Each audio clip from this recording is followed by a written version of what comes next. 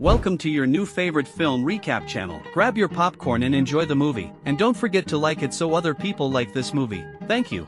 Somewhere in the vast desert of Mongolia, work is being done to find oil. It is soon discovered that there is no oil there, and the oil company shuts down one of its wells, laying off all the personnel. Captain Frank Towns has flown there to transport the workers back on an old plane. The work team leader Kelly Johnson protests against the shutdown, but her boss Ian and Frank ignore her indignation. Furthermore, upon returning to Beijing, she will face dismissal for giving the wrong coordinates and thus wasting the comp's valuable resources searching for non-existent oil. The team shuts down their equipment and boards the plane. A young man, John, puts on a cap and makes a wish for good luck. There is a disagreement among the common workers regarding the seats. Ian does not want to sit next to the ordinary worker, so he suggests that Alex Rodney move to the back with the other workers. At the last minute before departure, a strange man named Elliot appears at the departure site, not refusing a ride. Captain Frank agrees to take him out of the desert, and then he and his co-pilot, AJ, take off with the plane.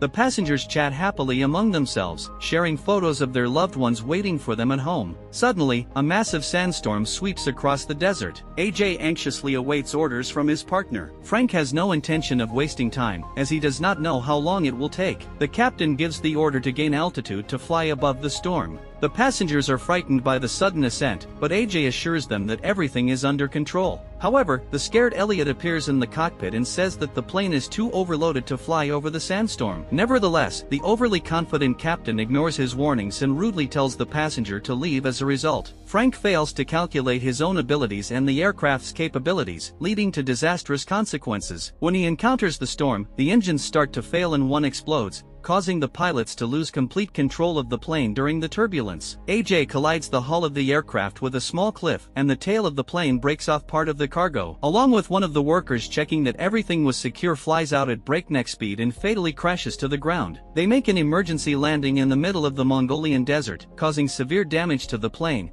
and most of its components are shattered upon impact. The crew and most of the passengers managed to survive the crash. Frank informs the workers that the radio is broken and communication with the outside world is lost. However, he reassures those present by saying they will be searched for soon since the plane did not arrive at the scheduled refueling point. Meanwhile, the sandstorm completely covers the flying machine. The crew then has no choice but to wait for it to pass before attempting to escape. Ian tries to call someone on the phone, which makes John laugh. The boss irritably blames the boy for the plane crash and says he jinxed them with his ritual. After a while, the storm passes, and the team exits the plane in honor of the two workers who died in the accident. Improvised crosses are placed in the desert. The team asks Captain Towns to give a farewell speech, but he cannot find the words because he does not know the man. Elliot is the only one present who realizes that the deaths could have been avoided and is not afraid to sarcastically insinuate this to the pilots. AJ asks Kelly who this strange guy is. The woman says he appeared out of nowhere a week ago and introduced himself as a traveler. He couldn't get out of the desert on his own, so he joined the work team. After recovering from the initial shock, the passengers take inventory. According to Frank's calculations,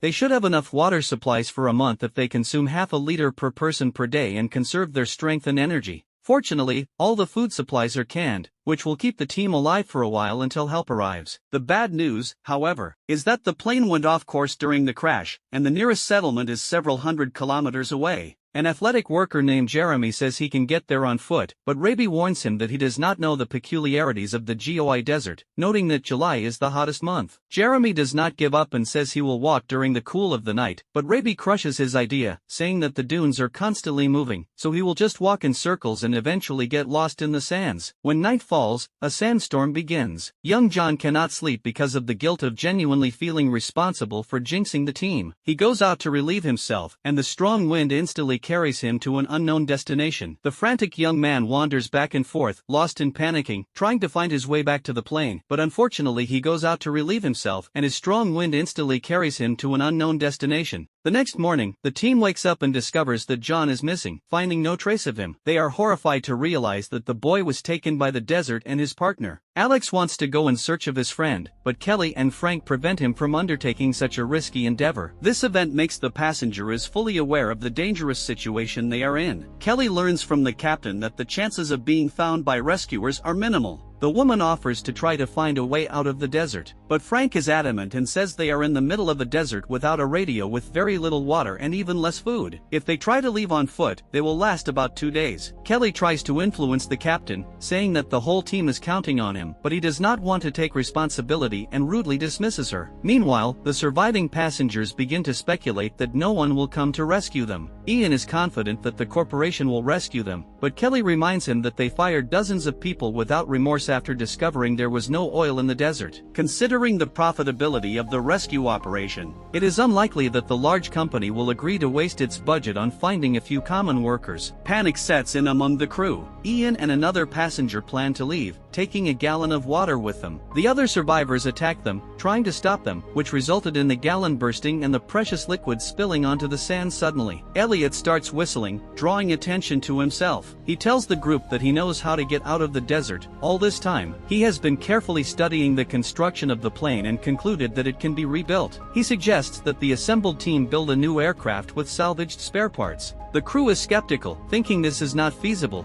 but Elliot reveals a truth about himself that makes the passengers change their minds. He designed the aircraft, and the passengers renew their hopes, but Frank convinces them that they will not survive working under it. The scorching sun with minimal provisions tells everyone to do nothing and conserve their strength until help arrives. Not everyone agrees with this plan, and by dawn, it becomes known that James has decided to leave. Kelly plans to go after him, but not wanting to lose another colleague, the captain stops her and reluctantly goes in search of the missing man. Wandering for long hours through the vast desert, he tells everyone to do nothing and conserve their strength until help arrives. Among them, he finds the mutilated body of a man, next to which Frank finds bullet casings. James suddenly appears behind the captain and says the victim is one of the passengers who fell from the plane. He must have had an expensive watch on his wrist, which James lost to him in a poker game. Apparently, smugglers visited the crash site and looted it. The men have an honest conversation, and James admits he does not believe in salvation. However, he believes they have a chance to build a plane. They just need to try. But the captain does not want to risk giving people false hope. James says the crew needs something to believe in to keep from going crazy. He says his family is waiting for him at home, and he is willing to cross the desert alone to see them again. Frank asks him to return to the group and promises to start building the plane. Initially, the worker does not believe in the captain's sincerity but then decides to make a bet with him. Meanwhile, everyone at the camp is already immersed in sad thoughts without hope of seeing the men again. Suddenly, Jeremy notices two silhouettes in the distance, and the passengers joyfully run towards them.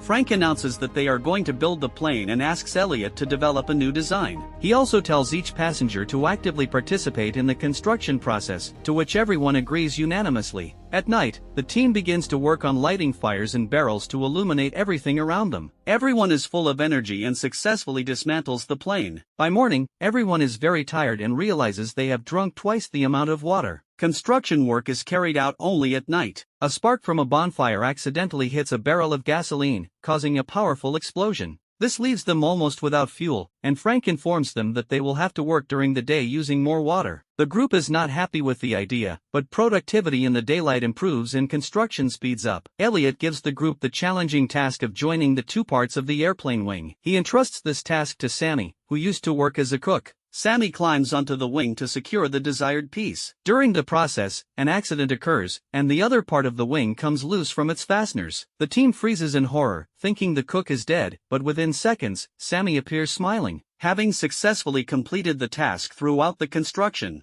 the team becomes even more united and finds reasons to rejoice. Even in the harsh desert conditions, only Frank and Elliot continue to argue about deadlines. At night, it starts to rain in the desert, initially pleasing the workers tired of the heat, but the first thunder makes the captain tremble with the imminent danger. The plane is still not grounded, and there is residual fuel inside. If lightning strikes it, there will be an explosion, and they will be stranded in the desert forever. He and two workers pull a roll of metal cable and quickly bury it in the sand. The team takes refuge safely, while the unlucky Elliot cannot get off the plane. Wing-in-time Frank saves the aeroplane designer at the last minute by jumping to the ground with him. Thanks to the grounding, the plane does not explode during the next day's work, and the team names the new lane Phoenix, symbolizing rebirth from the ashes later. Jeremy urgently summons everyone and reports that someone is stealing water. He has been measuring the supplies for days and realizes they are running out very quickly. Elliot admits he is the one drinking the water, justifying his actions by working at night while the others sleep peacefully.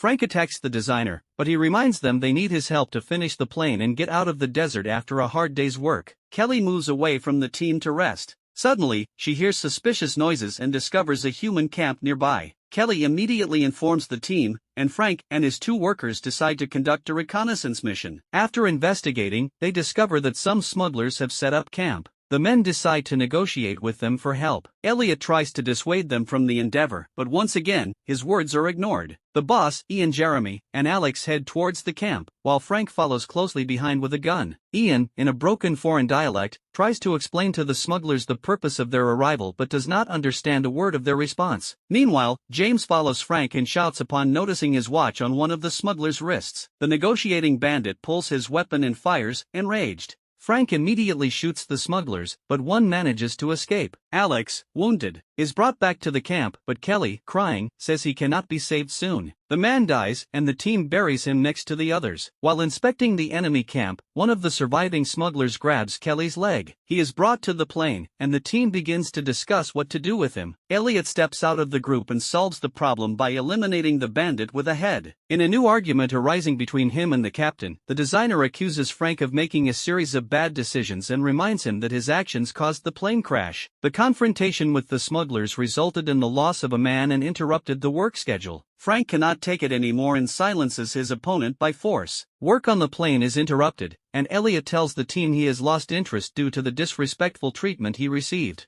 He forces everyone to admit that he is the leader of the group. After that, work resumes and Elliot distributes instructions to everyone throughout. The smugglers watch from a distance, waiting for the team to tire and lower their guard. After some time, Elliot announces to everyone that the plane is completely ready to fly. The joyful workers start packing their things and preparing for the flight. The captain wants to get a map of the area from Elliot's backpack but accidentally finds a brochure from the company he works for. It is then discovered that the man never built real planes but only designed small aircraft models. This news throws the team into a panic, as they have spent many resources building a false design. However, Elliot desperately tries to convince everyone that large planes are built on the same principle and that the Phoenix can fly. His words do not convince the furious workers, and they all attack the man with accusations of exhaustion. Ian grabs a revolver and intends to shoot the lying designer, as their food and water supplies are running out because of him, and now there is no chance of salvation. Frank manages to stop his boss at the last moment and takes the gun from his hands. Suddenly, a violent sandstorm arises in the desert, interrupting the cruise fight. The wind starts to lift the plane's fuselage, clearly demonstrating to those present that it can take off. The crew hides from the storm,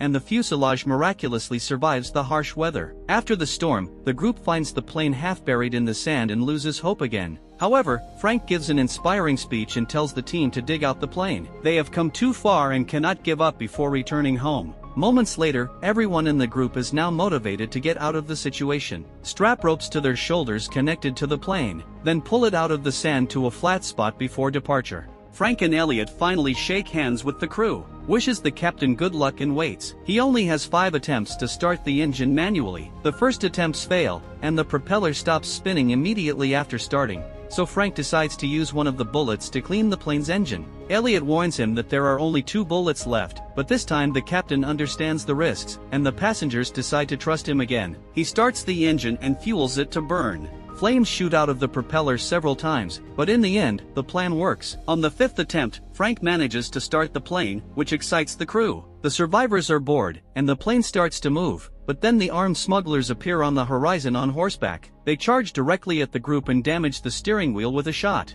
Frank loses control and asks Elliot to put the steering wheel back in place. The designer, dodging bullets, crawls through the plane and puts the rudder back in the correct position. The moment of truth arrives. The plane moves at full speed towards a cliff, over which it plunges. The smugglers stop thinking the plane will crash. However, contrary to their expectations, the plane begins to gain altitude and ascends into the sky against the beautiful sunset. The crew rejoices and congratulates each other. This is how the incredible rescue story ends, with the surviving passengers of the Phoenix successfully returning to their families. Thank you for watching. Don't forget to subscribe and like for more movies. See you again in the next movie.